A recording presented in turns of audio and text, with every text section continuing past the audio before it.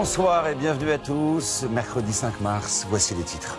Nicolas Sarkozy et sa garde rapprochée à l'Élysée, enregistrés clandestinement par un conseiller. L'affaire Buisson provoque un énorme scandale dans la classe politique. Des conversations privées publiées ce matin qui brocardent plusieurs ministres comme Brice Hortefeux et Roselyne Bachelot. Un retraité de 65 ans porte plainte. Il affirme avoir reçu début février plusieurs coups d'un policier en civil lors d'un contrôle routier à Paris. Pour appuyer ses dires, il a produit une vidéo filmée d'un étage par un riverain. Sur les images, un homme assène violemment une dizaine de coups au conducteur. Les locataires ont le sourire, ça y est, les loyers sont en baisse et ce, dans la majorité des villes, même à Paris. Alors de combien les loyers ont-ils baissé? Comment expliquer cette diminution? Et cela va-t-il durer? Nous répondrons à toutes vos questions.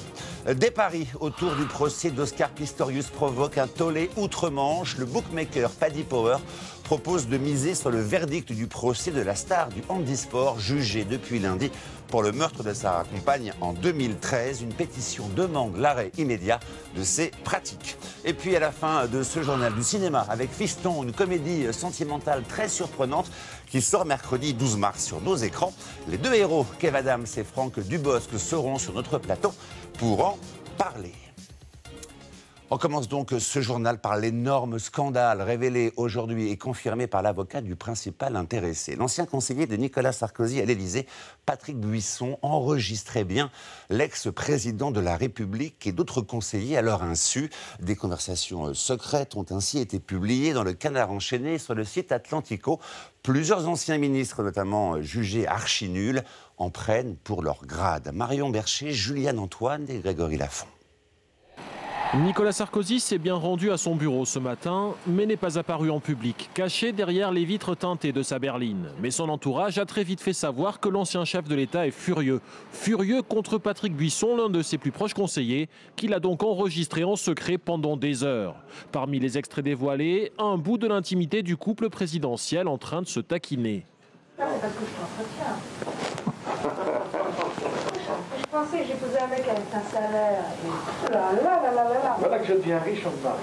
Patrick Buisson, le sulfureux conseiller, ancien patron du journal d'extrême droite Minute, avait toujours nié détenir des enregistrements. Les révélations du Canard enchaîné le forcent à changer sa stratégie de défense. En ce qui le concernait lui, de la même manière que vous prenez des notes pour votre travail, c'était des notes de travail. Dans ces réunions-là, vous aviez des gens qui prenaient des notes écrites et vous en aviez d'autres qui prenaient des notes audio avec leur téléphone portable, leur iPhone. Oui, mais voilà, Patrick Buisson semble avoir dissimulé son dictaphone lors de toutes ces réunions. De quoi franchement énerver l'ensemble des participants. Claude Guéant, alors secrétaire général de l'Élysée, se dit surpris, déçu et choqué. Henri Guénaud lui parle de trahison. Nous vivons tous cet événement comme une sorte de viol. Au fil des extraits, Patrick Buisson distille aussi ses avis, souvent négatifs, sur les ministres de l'époque. Michel Alliot-Marie, Brice Hortefeux par exemple, puis Michel Mercier, garde des Sceaux, dans une discussion avec un autre conseiller. Il est totalement calamiteux. Mais oui, mais il n'y a plus calamiteux que lui encore. Oui, qui? Mais il y a Bachelot. Oh, mais elle arrive à construire des phrases et elle articule.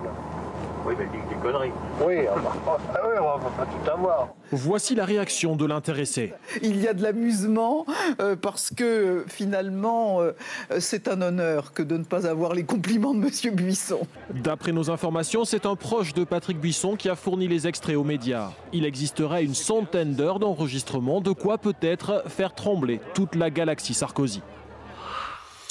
Intolérable, inacceptable, répugnant, les réactions se sont multipliées toute la journée autour de ce que la classe politique a qualifié de buisson-guette.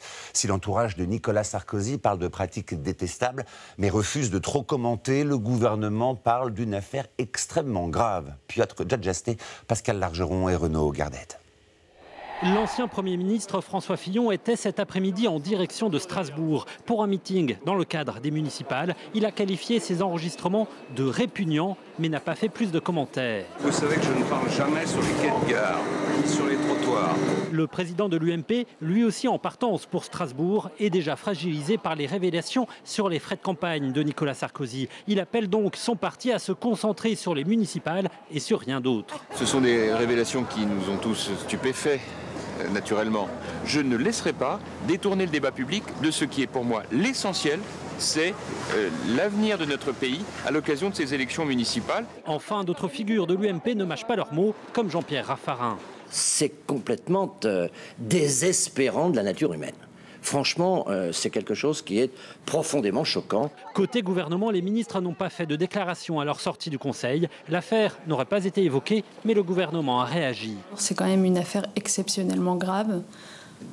On parle d'écoutes qui ont été réalisées sur les plus hautes personnalités de l'État. J'imagine que les personnes concernées vont porter plainte. En tout cas, elles ont toute légitimité à le faire. Le Parti socialiste envisage la création d'une commission d'enquête parlementaire, tout en critiquant le style du gouvernement de l'époque. Tout cela d'ailleurs jette une lumière crue sur la présidence et sur le quinquennat de Nicolas Sarkozy, qui a été un quinquennat d'intrigue, une atmosphère de complot, de trahison, d'argent. Ce que nous demandons, c'est qu'il y ait une commission d'enquête parlementaire. 18 jours avant le premier tour des municipales, la classe politique redoute un feuilleton avec de nouvelles révélations régulières.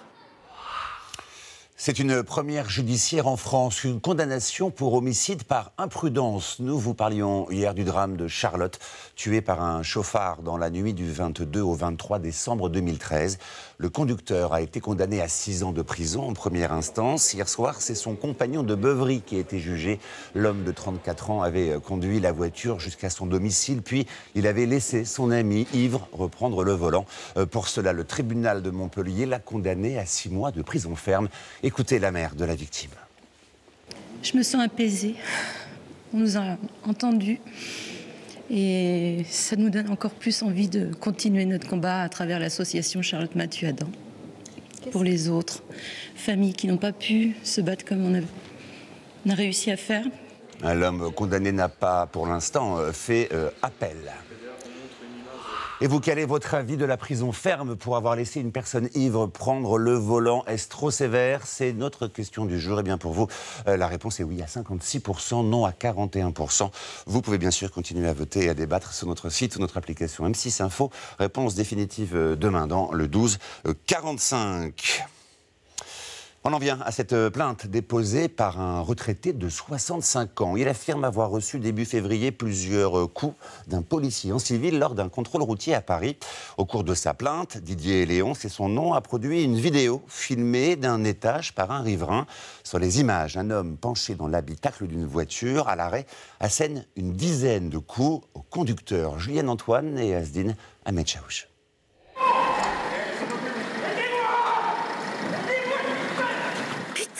C'est pas possible, sortez-le! Il le frappe là, il le frappe! La scène se déroule en pleine journée. Regarde! Un motard assène une dizaine de coups de poing à un automobiliste. Des voisins filment. Le conducteur est ensuite immobilisé au sol. Plusieurs riverains se rendent sur les lieux, comme cet homme au pull orange. Réponse du motard. L'homme casqué, visiblement très énervé, est policier. L'automobiliste est placé en garde à vue pour outrage et rébellion. Nous l'avons retrouvé blessé à la nuque et une dent cassée après l'altercation. Didier, retraité de 65 ans, présente sa version des faits. Ce 7 février, il était venu voir sa fille à la maternité et au moment de se garer, le policier aurait surgi. Et là, un personnage casqué sur une moto de trial m'a dit police, on va s'expliquer. J'ai dit écoutez, je vous crois pas. Je pensais que c'était quelqu'un qui me cherchait des histoires parce que j'avais pu lui faire une queue de poisson ou quelque chose comme ça. Je l'ai regardé, il n'avait pas de brassard. Le brassard est en effet au sol, ramassé par l'un des hommes qui accompagne ce policier en civil. Pour ce syndicaliste policier, la vidéo montre avant tout un refus d'obtempérer du retraité. A priori, il y a une infraction au code de la route qui serait le franchissement d'un feu rouge. Mon collègue était présent, il a vu le feu, il le rattrape en moto, il est en civil, il travaille en civil et la personne est partie. Pourtant, aucune charge n'a été retenue contre l'automobiliste. Ce dernier a porté plainte pour coups et blessures par personne dépositaire de l'autorité publique. Romain Letellier, plus connu sous le nom d'Abou Al-Normandi, condamné à 1 an de prison ferme. Le tribunal correctionnel de Paris l'a déclaré coupable d'apologie et de provocation au terrorisme. Le jeune homme de 27 ans avait animé pendant plusieurs mois un site djihadiste où il avait notamment diffusé une revue de propagande d'Al-Qaïda. Une bonne nouvelle pour les locataires. On vient d'apprendre que les loyers étaient en baisse, et cela dans la majorité des villes et même à Paris. C'est ce que révèle un observatoire qui analyse le marché locatif en France. Alors de combien les loyers ont-ils baissé? Comment expliquer cette diminution et cela va-t-il durer? Ce soir, c'est Jérôme Dussart qui vous répond. Jérôme, première question, de combien ont baissé les loyers? Eh bien, ce n'est pas négligeable, hein, Xavier. Ces baisses peuvent être agréables à la fin du mois et elles concernent beaucoup de monde en plus. 60% des villes de plus de 146 000 habitants. Alors, Paris, Saint-Étienne, Bordeaux, Toulouse, Marseille ou encore Nice sont concernés. Et les baisses vont jusqu'à moins 5% sur un loyer de 700 €. Cela représente 35 €. C'est pas mal. Une précision quand même, ce n'est pas le loyer que vous payez actuellement hein, qui est en baisse, mais celui des néolocataires qui viennent d'arriver dans leur logement ou ceux qui ont renégocié leur bail. Alors, comment on fait pour renégocier son bail? Eh bien, il faut étudier les prix du marché avec un logement qui a la même surface, le même emplacement, les mêmes états et être un bon locataire, bref, payer son loyer en temps et en heure. Oui, c'est mieux. Une deuxième question. Comment expliquer cette baisse, Jérôme? C'est la conséquence d'une autre baisse. Hein. C'est une histoire de baisse, celle du pouvoir d'achat. Les gens déménagent moins, ils sont moins mobiles. Résultat, les propriétaires des logements, Xavier, se retrouvent obligés de réduire les loyers pour séduire les candidats qui sont de moins en moins nombreux. Un phénomène massif, surtout pour les jeunes adultes, hein, les moins de 30 ans, qui optent pour la colocation ou encore un petit retour chez leurs parents, car si les loyers baissent, ce n'est pas le cas des charges. L'eau, le gaz, l'électricité et le chauffage ne cessent d'augmenter. Et oui, forcément. Dernière question. Jérôme, cette baisse va-t-elle continuer? Autre bonne nouvelle, dans un premier temps, oui, hein, car d'ici septembre, la loi du flot qui va encadrer le prix des loyers va permettre des baisses jusqu'à moins 20%. Alors il y a quand même des inconvénients hein, de toutes ces baisses. Les propriétaires réduisent désormais l'investissement, ils font moins de travaux entre deux locataires et surtout, ils hésitent de plus en plus à louer. Le nombre de logements disponibles va donc encore diminuer un peu. Merci beaucoup, Jérôme. Et cette baisse des loyers concerne-t-elle toutes les surfaces habitables? Réponse sur l'application M6 Info, rubrique Connect. Les suites de la crise en Ukraine. Pour la première fois depuis le début des événements, les chefs de la diplomatie américaine et russe se sont rencontrés avec les chefs de la diplomatie britannique et allemand. Ils ont été reçus par François Hollande à l'Élysée. Alors que la réunion devait porter sur le Liban, le président français a fait une aparté sur l'Ukraine avec Sergueï Lavrov, le ministre russe des Affaires étrangères et le secrétaire d'État américain John Kerry. Sur le terrain, si la police ukrainienne a repris le gouvernement régional à Donetsk, dans le sud-est du pays, les forces russes ont-elles pris le contrôle partiel de deux bases de lancement de missiles en Crimée? Coupable ou non coupable, les paris sont lancés et ils provoquent un énorme scandale au Royaume-Uni. Une célèbre société de bookmakers propose de miser sur l'issue du procès très médiatique d'Oscar Pistorius, jugé depuis lundi en Afrique du Sud pour le meurtre de sa compagne. Ulcéré, près de 100 000 internautes demandent l'annulation immédiate des mises sur ce drame dans lequel une femme a été tuée. Julie Calderon. Des Oscars à Hollywood. Et au même moment, l'ouverture du procès d'Oscar Pistorius, retransmis en direct comme une compétition sur une chaîne de télévision sud-africaine. Une société britannique de paris sportifs, Paddy Power, en a profité pour lier les deux événements dans une publicité au jeu de mots douteux. C'est l'heure pour Oscar, peut-on lire. Gagner de l'argent s'il sort libre. On y voit la célèbre statuette hollywoodienne dont le visage a été remplacé par celui du champion paralympique. Sur le site internet de Paddy Power, l'intitulé du pari s'appelle « Le verdict du meurtre prémédité ». À gauche, vous pariez coupable, à droite, non coupable. Et cela a provoqué un véritable tollé en Grande-Bretagne. Des militants contre les violences conjugales ont lancé une pétition demandant aux bookmakers de retirer le pari. La mort de Reeva Steenkamp ne doit pas et ne devrait pas être une source de divertissement ou de profit. Cela ne doit pas être considéré comme du sport. Paddy Power, par la voix d'un communiqué, s'est défendu et campe sur sa position. Pas question de retirer ni le pari, ni la publicité. Mais la société n'en est pas à son coup d'essai. Dans les années 90, elle avait déjà proposé de parier sur l'issue du procès d'O.J. Simpson, le célèbre footballeur américain, accusé d'avoir assassiné son ex-épouse et son compagnon en 1994. Ce soir, les paris sur l'issue du procès de Pistorius sont donc toujours ouverts et les parieurs misent en grande majorité sur la culpabilité du champion. C'est le grand rendez-vous des passionnés de l'automobile. Le salon de Genève ouvre ses portes au public demain. Et cette année, la grande nouveauté, c'est la relation toute particulière qui s'est établie entre la voiture et le smartphone de son conducteur. D'Apple à Google, en passant par Microsoft, les géants de l'électronique envahissent l'habitacle. Revue de détail avec Céline Marchand, Peggy Lieudenot et Marc Garing. Profiter du contenu de son smartphone dans sa voiture, voilà qui va devenir simple comme un coup de fil. Écouter les morceaux de sa bibliothèque musicale, envoyer et recevoir des mails ou des messages, utiliser des applications.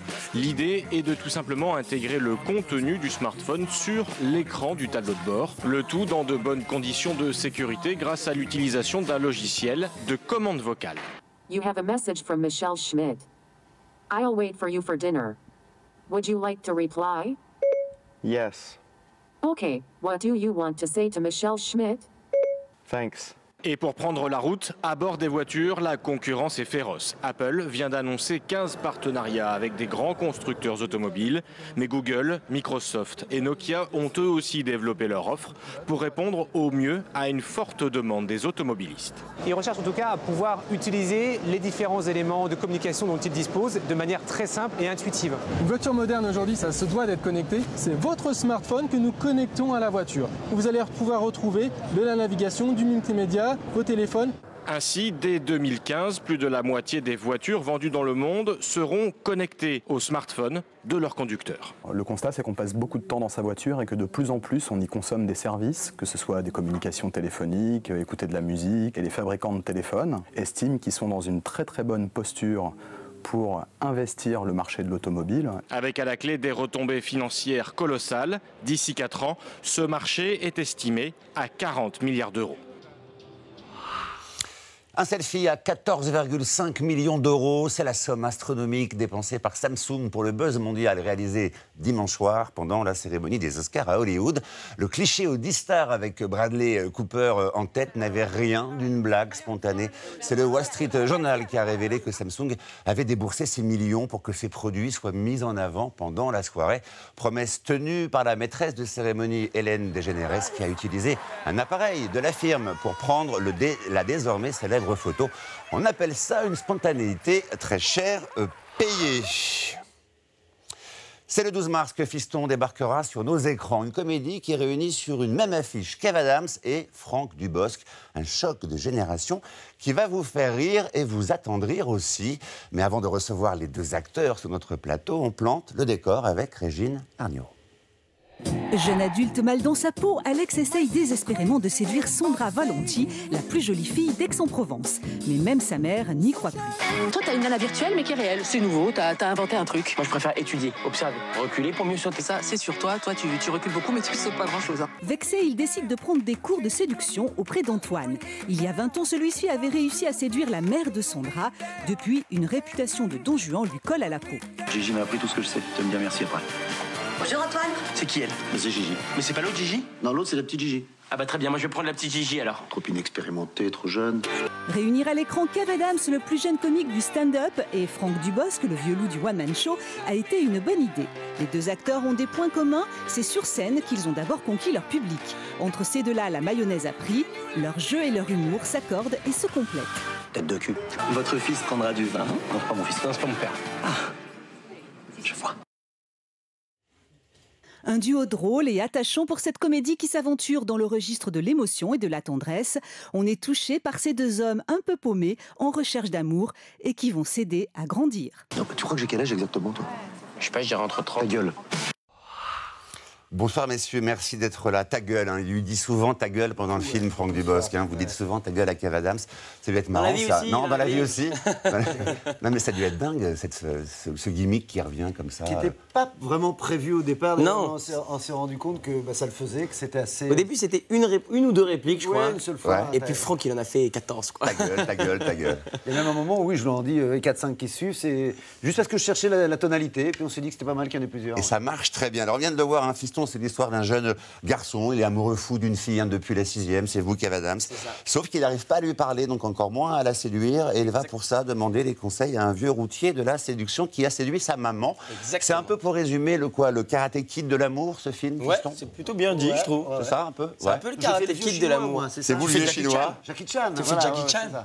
Et le vieux chinois et Kev, c'est quoi? C'est le petit scarabée, un peu timide, le petit scarabée, le petit frelon, la petite mouche, le petit mouton, t'allais dire. C'est ça, c'est pas un coach de séduction, de drague, tout ça. C'est justement pour séduire cette fille bien précisément, en particulier, dont il est fou amoureux, qui est inabordable dans sa tête. Et comme j'ai séduit mon personnage a séduit la maman avant, ils se disent que si l'adage telle mère telle fille est vrai, fonçons, lui, il va savoir, il va avoir la recette, sauf que la clé, il l'a pas. C'est un vrai rôle de composition pour vous de jouer un garçon timide, timoré, qui n'arrive pas à parler aux filles ni à les embrasser.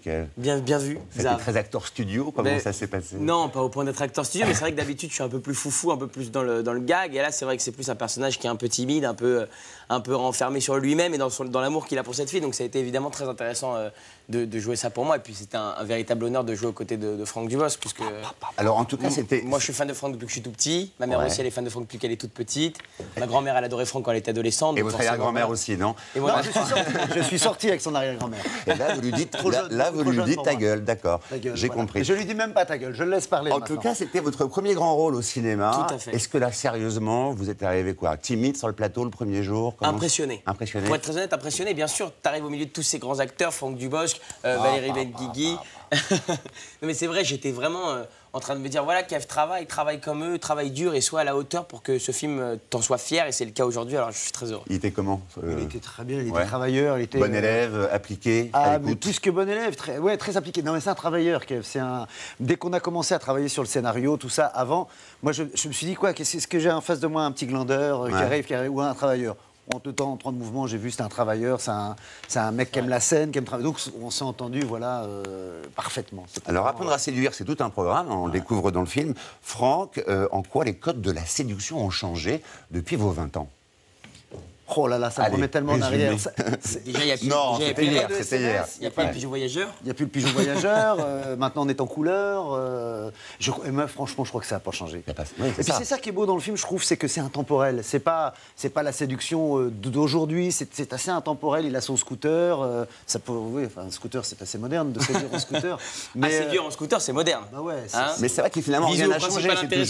C'est toujours François, si tu nous regardes, vive la séduction par scooter, mon pote. C'est toujours un peu la même chose finalement, c'est d'oser aller vers les autres, c'est ça dont parle le film. Vous jouez d'ailleurs... on pourrait croire que vous jouez un père et un fils, mais pas du tout. Vous jouez d'abord deux copains un peu paumés, un peu solitaires finalement. Mais c'est ça justement qui est bien. Si c'était le père et le fils, la différence d'âge serait assez normale et moins drôle. Là, comme ils jouent tous les deux, je le dis à un moment donné, c'est mon meilleur pote, ce qui fait sourire, et ce qui est un peu dans le décalage avec ce mec qui est comme ça... dans le film, je crois que mon personnage est très fier d'avoir son meilleur pote, pas qu'à cet âge-là, mais qu'à cette même ambition, cette même envie. Il lui plaît, et je crois que c'est réciproque, ils se plaisent l'un l'autre, mais pas comme un père et comme un fils, même si ni l'un ni l'autre ont un fils, il n'y a pas de père. Il y a comme un côté copain quand une différence d'âge. On appelle ça des compères. Exactement. Nous avons tranché. Alors, c'est votre compère. C'est pas qu'un film où on rigole, c'est aussi un film où on est beaucoup touché. Et j'ai l'impression que c'est grâce à votre personnage, Franck, surtout, que l'émotion arrive. Est-ce que vous confirmez ça? Je ne sais pas si c'est grâce... C'est l'histoire qui fait qu'effectivement ce personnage a un passé qui est un tout petit peu... amène l'émotion à un moment où on ne s'y attend pas. Mais il y a une très jolie scène d'émotion qui est amenée par les deux quand ils se disent leurs 4 vérités. Qu'on est en plein milieu d'une comédie, tout à coup ils se disent leurs 4 vérités. Même moi, à tourner, c'était un truc d'avoir Kev en face qui me balance tout un monologue comme ça sur le côté pitoyable du personnage.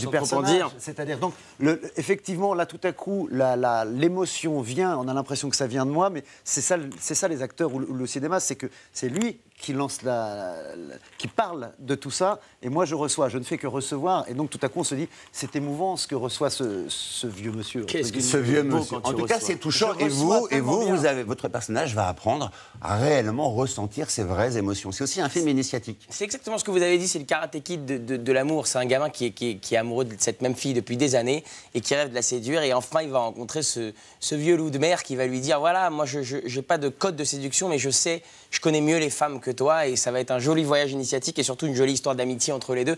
Et c'est ça qui m'a touché, c'est de dire que voilà, entre jeunes et entre moins jeunes, on peut très bien s'entendre et faire la teuf ensemble. D'ailleurs, on sera en boîte de nuit ce soir ensemble.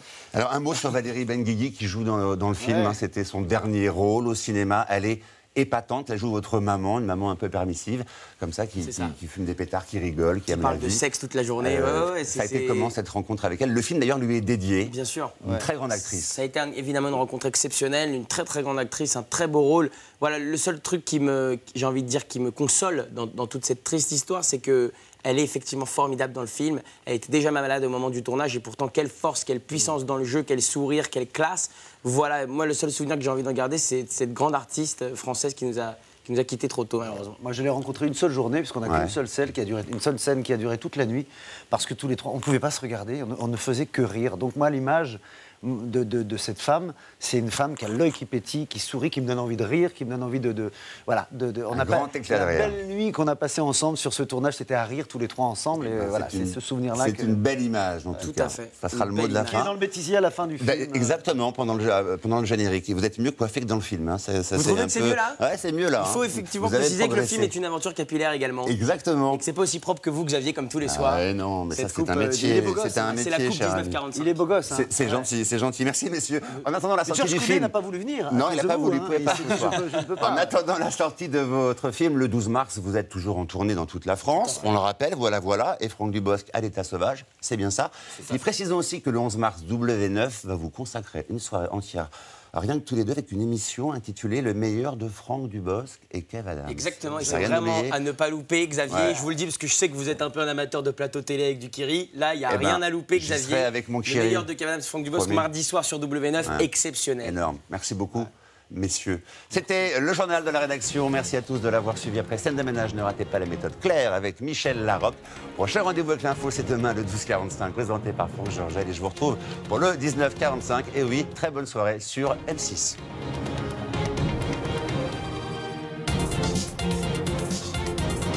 Vos questions et vos réactions sur notre site et notre application M6 Info.